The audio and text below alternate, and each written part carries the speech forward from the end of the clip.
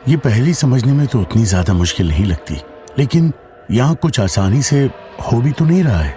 अब ये कौन सी पुरानी लाश के बारे में बात कर रहा था? हमें पहले उसकी हिस्ट्री पता करनी होगी। गौरी ने कहा, गौरी, बूढ़े बाबा के साथ जो भी हुआ होगा वो बहुत खतरनाक होगा।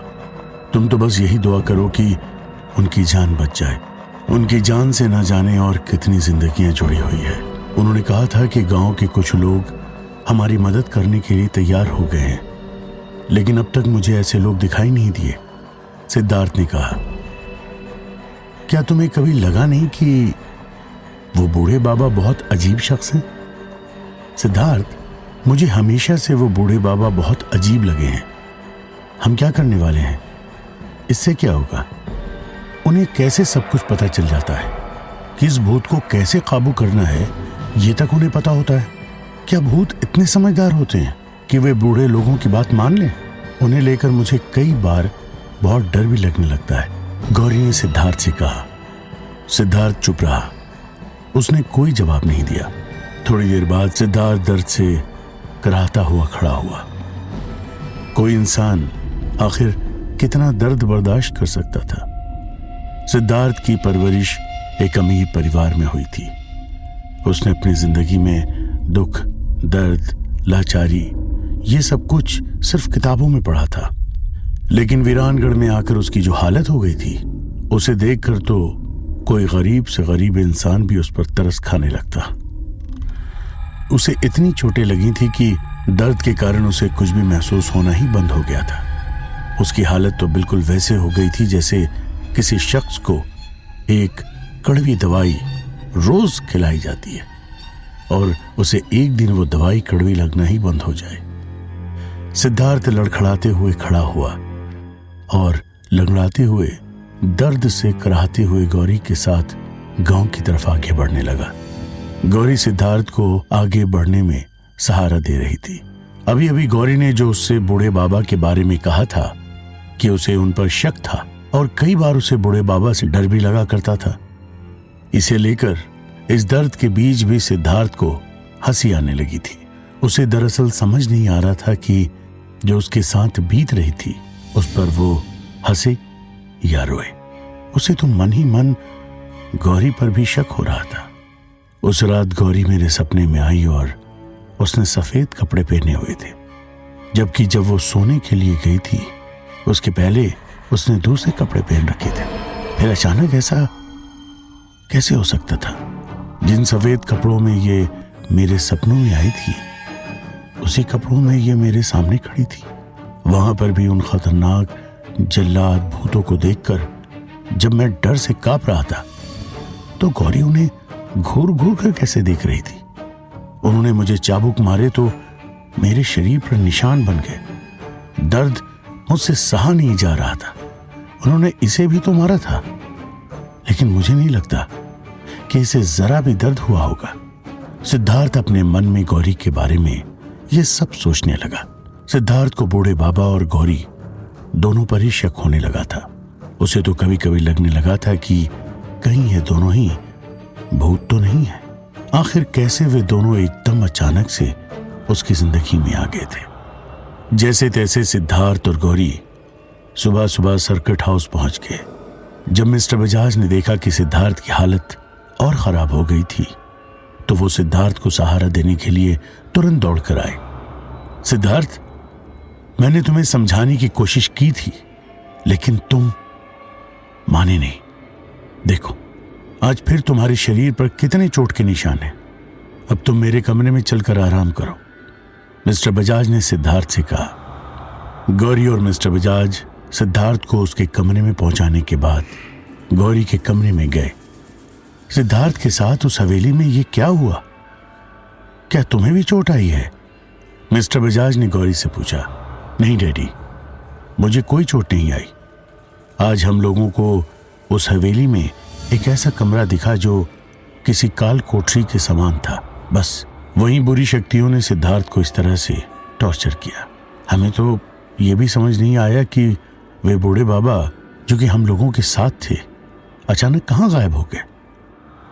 गौरी ने अपने डैडी से कहा। गौरी, मैं तुमसे बार बार ये कहते आया हूं कि वो हवेली किसी नर्क से कम नहीं है, वहां मत जाया करो, मिस्टर बजाज ने कहा। डैडी, मैं इस बारे में कोई बात नहीं करना चाहती, मैं चाय पीकर आराम करना चाहती हूँ, गौरी ने कहा। गौरी की बात सुनकर मिस्टर बजाज गौरी के कमरे से बाहर निकले और उन्होंने दयाल से कहा कि वो सिद्धार्थ और गौरी को चाय नाश्ता सर्व कर दे। सिद्धार्थ और गौरी दोनों फ्रेश होने के बाद अपना चाय नाश्ता करके सो गए थे। वो वक्त दोपहर के लगभग 12 बज रहे थे और सिद्धार्थ अब अपनी नींद से जाग चुका था। सिद्धार्थ, मैं तुम्हें बताना भूल गया था कि कल शाम को तुम्हारे यहां से जाने के बाद तुमसे मिलने के लिए एक आदमी आया था। क्योंकि तुम यहां पर थे नहीं तो मैंने उसे कह दिया कि कल दोपहर में आकर वो तुमसे मिल ले। हो सकता है कि दोपहर में वो तुमसे मिलने के लिए आए। मिस्टर बजाज ने सिद्धार्थ से कहा। अंकल, उस आदमी ने अपना क्या नाम बताया था? सिद्धार्थ ने पूछा।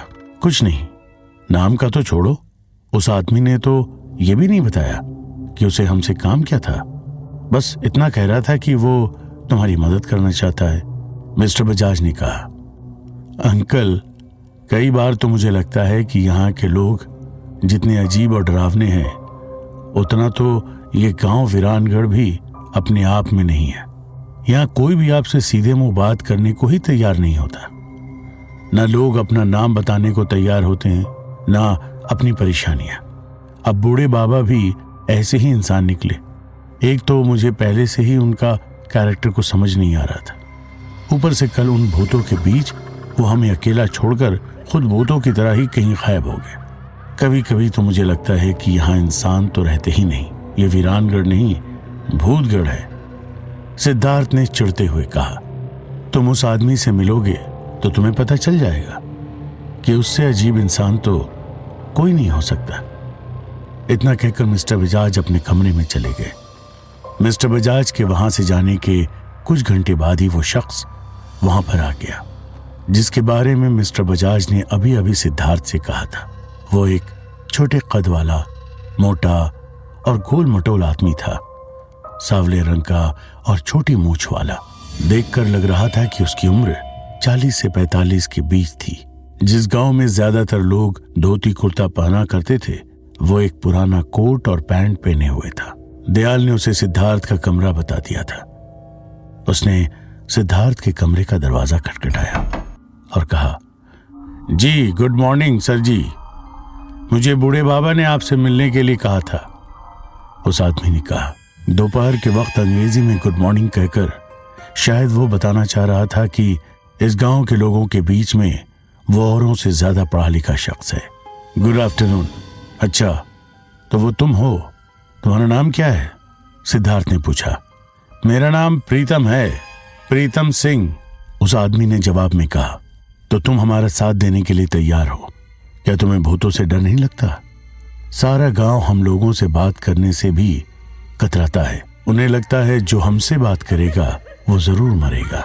फिर तुम्हारे अंदर इतनी हिम्मत कहां से आ गई? क्यों तुम्हारा घर परिवार नहीं है? अगर तुम्हें कुछ हो गया तो? सिद्धार्थ ने प्रीतम सिंह से पूछा। ऐसा कौन होगा साहब जिसको मौत से डर नहीं लगता होगा? डर मुझे भी लगता है, पर जिसे डर नहीं लगता उसे भी तो मरना ही पड़ता है। वैसे तो मौत सभी को आती है, लेकिन वीरानगढ़ से मौत जाती ही नहीं। वैसे मैं डरता नहीं हूं। इस गांव में मेरे जैसा हिम्मत वाला आपको ढूंढने से भी नहीं मिलेगा। बस मैं देखने में ही छोटा हूं, मेरे कारनामे बहुत बड़े बड़े हैं, प्रीतम सिंह ने अपनी तारीफ करते हुए कहा। तुम उस हवेली के बारे में क्या जानते हो?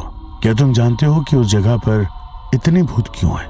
क्या तुम जानते हो कि वीरानगढ़ की तबाही के असली वजह क्या है?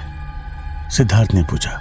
मालिक, आपने तो पहला ही सवाल ऐसा पूछ लिया जिसका जवाब देते ही मेरा इस दुनिया से ही पत्ता कट जाएगा। मैं आपको हवेली के बारे में तो कुछ भी नहीं बता सकता हूँ। हाँ, ये जरूर बता सकता हूँ कि वीरानगढ़ की बर्बादी की वजह वो हवेली और उसके भूत ही हैं, प्रीतम सिंह ने कहा। तो तुम उस बूढ़े बाबा के बारे में क्या जानते हो? तुम्हारी उनसे पहचान कब से है? उनका घर कहाँ है? क्या तुम उनका नाम भी जानते हो? सिद्धार्थ ने पूछा।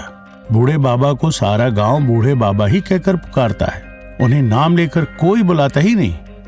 जब मैं 15 साल का रहा हूंगा तब से मैं उन्हें इस गांव में देख रहा हूं। उनका घर कहाँ है, उनका नाम क्या है, ये सब तो मैं भी नहीं जानता। प्रीतम सिंह ने जवाब दिया, मुझे तो लगता है कि तुम बूढ़े बाबा के असली चेले हो। तुम्हें कोई भी बात पता नहीं है। जो पता है उसे कहने की तुम्हारी हिम्मत नहीं है, तो फिर तुम हमारे कौन से काम आ सकते हो? सिद्धार्थ ने प्रीतम से कहा, वीरानगढ़ के बारे में बहुत कुछ जानता हूँ। मुझे लगता है कि मैं बहुत काम का बंदा हूँ।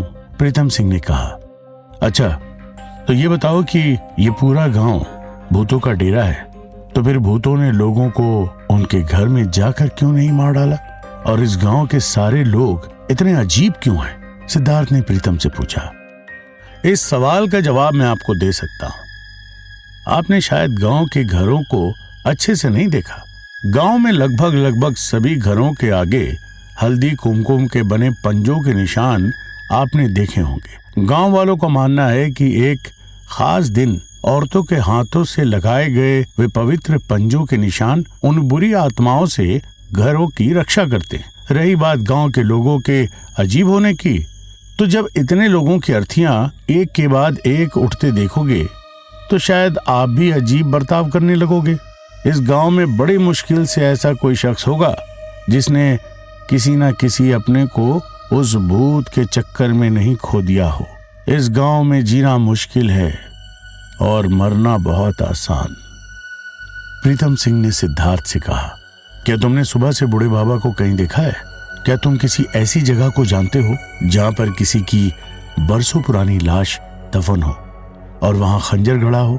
सिद्धार्थ ने प्रीतम से आखिरी सवाल पूछते हुए कहा, बूढ़े बाबा तो कल से दिखाई नहीं दिए और यहाँ तो कदम कदम पर लाशें बिछी पड़ी हैं, लेकिन पुरानी लाश जिसे दफनाया गया हो ये मुश्किल है, क्योंकि यहाँ पर लाशों को दफनाया नहीं जलाया जाता है। लेकिन हम मिलकर ऐसी जगह की तलाश कर सकते हैं। चलो कल सुबह हम ऐसी जगह की तलाश में निकलते हैं। अभी मेरी हालत चलने फिरने लायक बिल्कुल नहीं है। सिद्धार्थ ने प्रीतम सिंह से कहा, ऐसा है मालिक कि थोड़ा बहुत खर्चा पानी मिल जाता तो मैं अभी से ही वैसी लाश को ढूंढने के काम में जुट जाता। प्रीतम सिंह ने दांत दिखाते हुए कहा। सिद्धार्थ उसे देखकर पहले ही समझ गया था कि वो बहुत लालची, बेशर्म और झूठा किस्म का इंसान है, लेकिन वो ऐसा पहला शख्स था जो बूढ़े बाबा के बाद उनकी मदद करने के लिए तैयार हुआ था। इसलिए सिद्धार्थ ने बिना देर किए उसे 1000 रुपए दे दिए। 1000 रुपए देखकर प्रीतम की आंखों में चमक दिख रही थी। देखकर तो ऐसा लग रहा था जैसे वो पैसों के लिए कुछ भी कर सकता था। भले ही प्रीतम लालची हो, लेकिन उसने एक ऐसी बात बताई थी जिस पर सिद्धार्थ ने अभी तक गौर नहीं किया था। वो पंजे वाले हल्दी कुमकुम के निशान। इसका मतलब तो ये था कि हवेली की वो आत्माएं या तो हवेली के इलाके में या घरों के बाहर लोगों पर हमला किया करती थी। प्रीतम के वहां से जाने के थोड़ी देर बाद ही गौरी सिद्धार्थ के कमरे में आई। तो सिद्धार्थ, हम लोग उस पहेली को सुलझाने के लिए कब निकलने वाले हैं? गौरी ने सिद्धार्थ से पूछा। आज तो मैं ठीक से चल भी नहीं सकता। हम कल वैसी जगह की तलाश में निकलेंगे। शायद जल्द ही कहीं हमें वो जगह मिल जाए। सिद्धार्थ ने कहा, मुझे लगता है अगर बूढ़े बाबा हम लोगों के साथ होते तो हम लोगों को इस पहेली को सुलझाने में भी बहुत मदद मिल जाती। गौरी ने कहा, क्या सिद्धार्थ पुरानी लाश को ढूंढने में कामयाब हो जाएगा?